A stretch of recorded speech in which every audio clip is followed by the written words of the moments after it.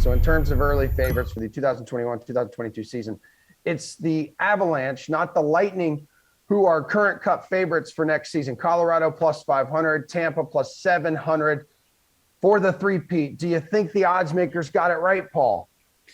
Look, I agree with Colorado being a top pick, first of all, because I'll assume they re-signed Makar, Landeskog, and Saad and their goalies to return to the core group. They have a lot of cap space, unlike the defending champs. They also Colorado also has the benefit of what will be a softer division out west. Meanwhile, the champs could look very different next year, guys, and will be weakened as they won't be able to pull off the cap manipulation that they did this year. The Bolts have 17 players currently signed for $85 million. That's already over the cap.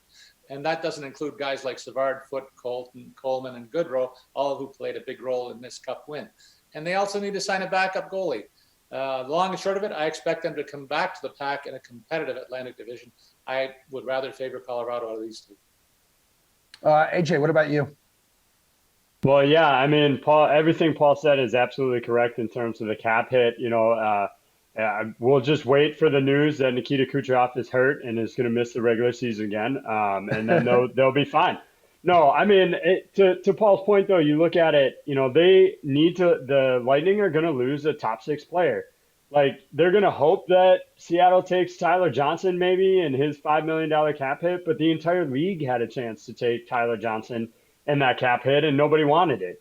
So I just don't know that Seattle would necessarily take him. Then they're stuck in that position. So they'll potentially have to make somebody like Andre Palat, Yanni Gourde, like available that's a little more attractive to the Kraken there. And so I think they're going to lose the top six player. Paul mentioned all the cap space that they have in Colorado, so they don't have to worry about that as much.